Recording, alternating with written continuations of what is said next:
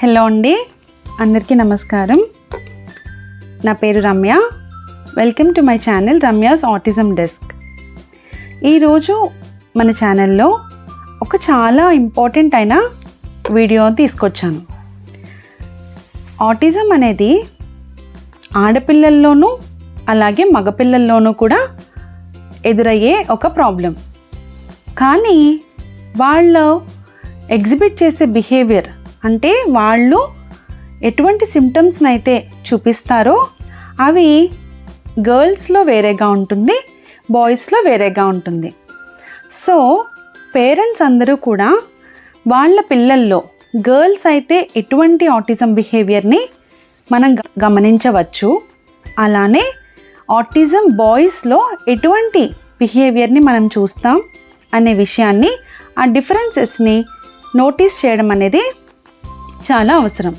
వాటిని పూర్తిగా తెలుసుకునే ప్రయత్నం చేద్దాం.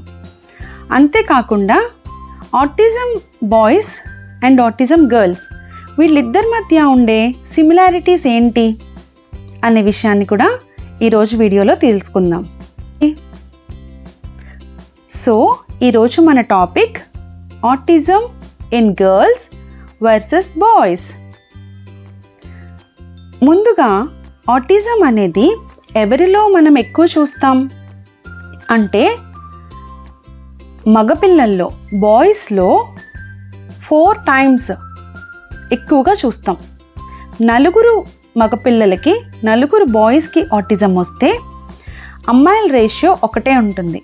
ఒక్క గర్ల్లో ఆటిజంని మనం డిటెక్ట్ చేయొచ్చు. దీని వెనకాల రీజన్ ఏంటి అంటే యాక్చువల్గా రీసెర్చ్లో తేలిన విషయం ఏంటంటే ఆటిజం అనేది ఇద్దరికీ వస్తుంది, కానీ గర్ల్స్లో ఆ బిహేవియర్ మనం నోటీస్ చేయడం చాలా తక్కువగా ఉంటుంది. ఆటిజంకి బదులుగా ADHDగా డయాగ్నైజ్ అవుతుంది, యాంగ్జైటీగా డయాగ్నైజ్ అవుతుంది. ఇది ఎందువల్ల అనేది మనం ముందు చూద్దాం. బిహేవియర్, ఆటిజం బాయ్స్ ఎట్లా బిహేవ్ చేస్తారు? చిన్నపిల్లల్లో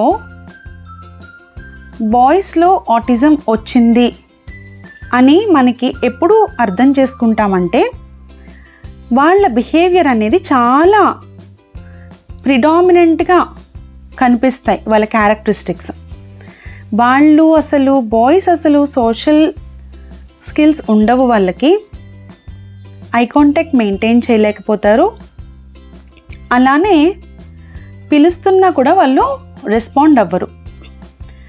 వేరాజ్ ఆటిజం ఇన్ గర్ల్స్ చూస్తే వాళ్ళ బిహేవియర్ చాలా కష్టం చిన్న ఏజ్లో వాళ్ళని డిటెక్ట్ చేయడం.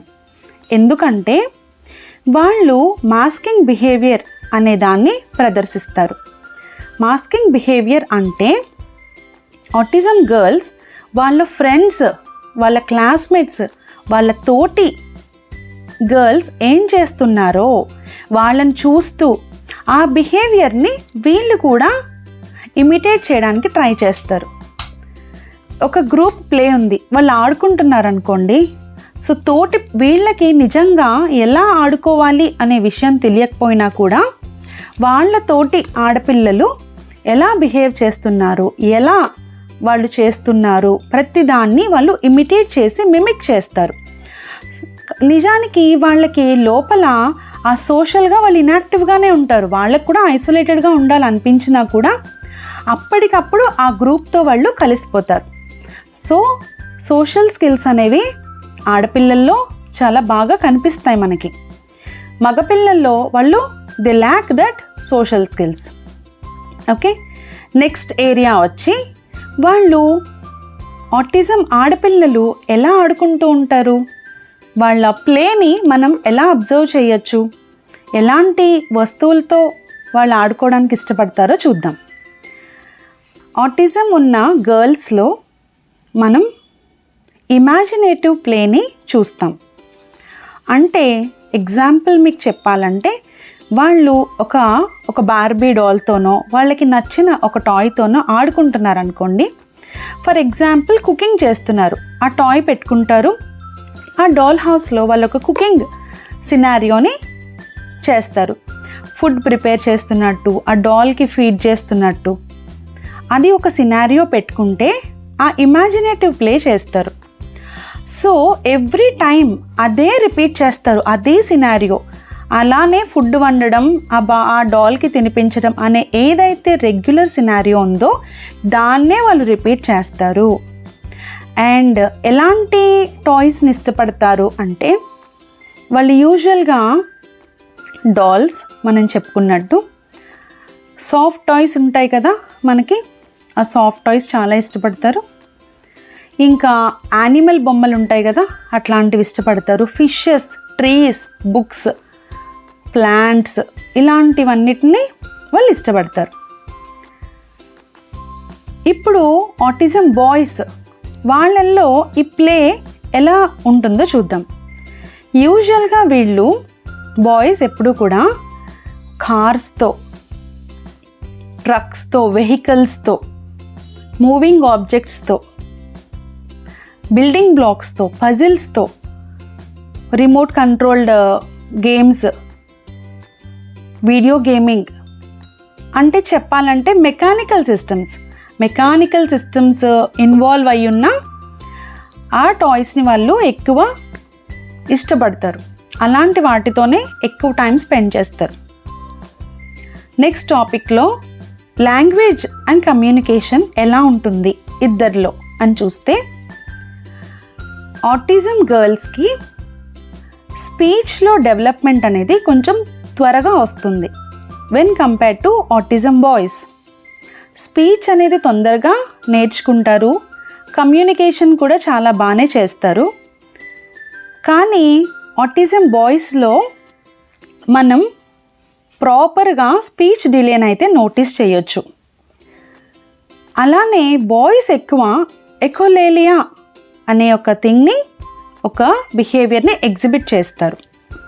ఎకోలేలియా అంటే స్పీచ్ వాళ్ళకి ఉంటుంది కొంతవరకు, మనం ఏమడిగితే దాన్నే వాళ్ళు రిపీట్ చేస్తారు.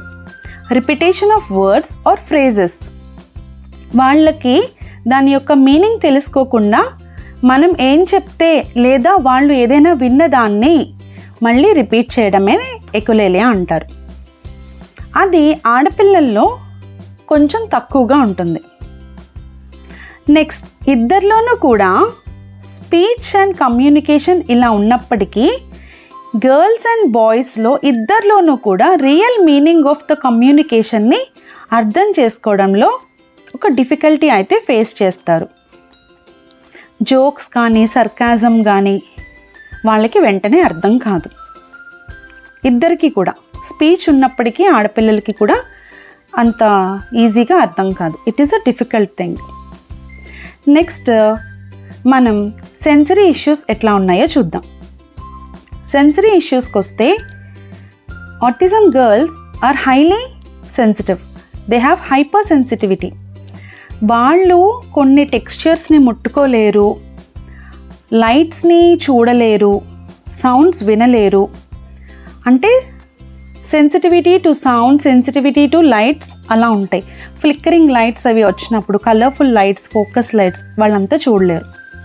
గట్టిగా సౌండ్స్, శబ్దాలు, క్రౌడెడ్ ప్లేస్లో ఉన్నప్పుడు, బయటకు వెళ్ళినప్పుడు, ట్రాఫిక్లో ఉన్నప్పుడు వాళ్ళకి చాలా ఇబ్బంది ఉంటుంది. సో అలాంటి వాళ్ళ కోసం మనం నాయిస్ క్యాన్సిలేషన్ హెడ్ఫోన్స్ అవి తీసుకుంటాం. అలానే ఆ పిల్లల్ని ఆ ఎన్వైర్మెంట్ నుంచి, వాళ్ళు హైలీ సెన్సిటివ్గా ఉన్నప్పుడు ఆ ఎన్వైర్మెంట్ నుంచి వాళ్ళని ఒక సేఫ్ ఎన్వైర్మెంట్కి మనం తీసుకువెళ్ళాల్సి ఉంటుంది. వేరాజ్ సెన్సరీ ఇష్యూస్ బాయ్స్లో ఎట్లా ఉంటాయంటే, సెన్సరీ సీకింగ్ ఉంటుంది వాళ్ళకి. అంటే వాళ్ళకి చాలా హై స్పిన్నింగ్, బాగా గుండ్రంగా తిరగడం, పరుగులు పెట్టడం, ట్రాంపోలిన్ మీద వాళ్ళు విపరీతంగా జంప్ చేస్తారు, చాలా ఎక్కువగా జంప్ చేస్తారు. అదంతా ఏంటంటే వాళ్ళకి సెన్సరీ సీకింగ్ బిహేవియర్లో యాక్టివిటీ. నెక్స్ట్ మనం ఫుడ్ సెలెక్టివిటీ చూద్దాం. ఫుడ్ విషయంలో గర్ల్స్ చాలా స్పెసిఫిక్గా ఉంటారు. వాళ్ళు కొన్ని టెక్స్చర్స్ని ఇష్టపడరు. క్రంచీగా ఉన్నవి, స్మూషీగా ఉన్నవి వాళ్ళు తినడానికి ఇష్టపడరు. వాళ్ళు ఎక్కువ గర్ల్స్ వాళ్ళు చాలా సెలెక్టివ్గానే ఉంటారు ఫుడ్ విషయంలో. కొన్ని థింగ్స్ని వాళ్ళు సెలెక్ట్ చేసుకుంటే వాటినే తినగలుగుతారు. బాయ్స్లో ఫుడ్ సెలెక్టివిటీ ఎలా ఉంటుందంటే వాళ్ళు ఫుడ్కి ఒక ప్రిఫరెన్స్ని ఇచ్చుకుంటారు. వాళ్ళకి నచ్చిన ఫుడ్ మాత్రమే ఎన్నిసార్లైనా తింటారు. వాళ్ళ కంఫర్ట్ జోన్లోంచి బయటకు వచ్చి వాళ్ళకి ఇష్టం లేని ఫుడ్ మనం అస్సలు తినిపించలేం. వాళ్ళు అసలు ఒప్పుకోరు, అసలు రిఫ్యూజ్ చేస్తారు, రిజెక్ట్ చేస్తారు. పిల్లలు అటువంటి ఫుడ్స్ని రిజెక్ట్ చేస్తారు తప్ప యాక్సెప్ట్ చేయరు. వాళ్ళకి నచ్చిన ఫుడ్ని, సేమ్ ఫుడ్ని ఎన్నిసార్లు పెట్టినా తింటారు. సమ్టైమ్స్ ఓవర్ ఈటింగ్ కూడా చేస్తారు వాళ్ళ ఫేవరెట్ ఫుడ్ని. ఇవన్నీ ఆటిజంలో గర్ల్స్ అండ్ బాయ్స్ చూపించే డిఫరెంట్ బిహేవియర్స్. ఇప్పుడు కొన్ని సిమిలారిటీస్ కూడా ఉన్నాయి. ఏంటా సిమిలారిటీస్ వీళ్ళిద్దరి బిహేవియర్లో అంటే, ఫస్ట్ ఆఫ్ ఆల్ రిపిటేషన్ అనేది ఇద్దరూ చేస్తారు. రిపిటేటివ్ యాక్షన్స్ అనేవి చేస్తారు. ప్లేలో రిపిటేషన్ చూస్తాము, అట్లా చూస్తాం. నెక్స్ట్, ఏదైనా చేంజ్ని, వాళ్ళ రొటీన్లో వచ్చే చేంజ్ని వాళ్ళిద్దరూ కూడా అంత ఈజీగా యాక్సెప్ట్ చేయరు. They show some resistance. వాళ్ళకి కొత్త దాన్ని అలవాటు చేయడానికి చాలా టైం పడుతుంది. ఇద్దరు కూడా ఆ రెసిస్టెన్స్ని చూపిస్తారు. ముఖ్యంగా ఇద్దరు autism girls and autism boys వాళ్ళిద్దరూ ఫేస్ చేసే ఒక స్ట్రగుల్ ఏంటంటే, నాన్ వెర్బల్ కమ్యూనికేషన్ని వాళ్ళు ఇంటర్ప్రెట్ చేయడంలో లేదా అర్థం చేసుకోవడంలో చాలా స్ట్రగుల్ ఫేస్ చేస్తారు. అంటే నాన్ వెర్బల్ కమ్యూనికేషన్ అంటే మనం చేసే సైన్స్ కానీ, జెస్చర్స్ కానీ, ఫేషియల్ ఎక్స్ప్రెషన్స్ కానీ వాళ్ళకి అంత ఈజీగా అర్థం కావు. సో ఈ డిఫరెన్సెస్ అన్నీ చూసాం కదా మనం. ఇప్పుడు నేను మీకు మా అబ్బాయి మన్వీర్లో నేను నోటీస్ చేసిన సిమ్టమ్స్ ఏంటి అనేది మీకు చెప్తాను. మన్వీర్ ఎప్పుడు కూడా ఐ కాంటాక్ట్ అసలు సరిగ్గా మెయింటైన్ చేయలేకపోయేవాడు. అలానే పిలిచినా పలికేవాడు కాదు. అలానే తనకి ఫుడ్ విషయంలో కూడా చాలా స్పెసిఫిక్గా ఉండేవాడు. తనకి చాలా ప్రిఫరెన్సెస్ ఉండేవి. కేవలం మిల్క్ డైట్లోనే ఉన్నాడు. ఇది ఇంతకుముందు వీడియోలో కూడా నేను చెప్పాను. Only milk. అలానే 7 years ఉండిపోయాడు. ఎంతో రెసిస్ట్ చేసేవాడు అనమాట. ఎటువంటి ఫుడ్ పెడదామన్నా కూడా తన మైండ్ అసలు ఒప్పుకునేదే కాదు. చాలా స్ట్రగుల్ అయ్యాం. అలానే సెన్సరీస్కి వచ్చినప్పుడు తనకి కూడా ఇలానే సెన్సరీ ఇష్యూస్ చాలా ఉండేవి. చాలా సెన్సరీ ఇష్యూస్ ఉన్నాయి, 1, 2 కూడా కాదు. సో లాంగ్వేజ్ కూడా ఫస్ట్లో ఇనీషియల్గా నేను కొంచెం స్పీచ్ డిలే అయితే నేను కూడా నోటీస్ చేశాను మన్వీర్లో.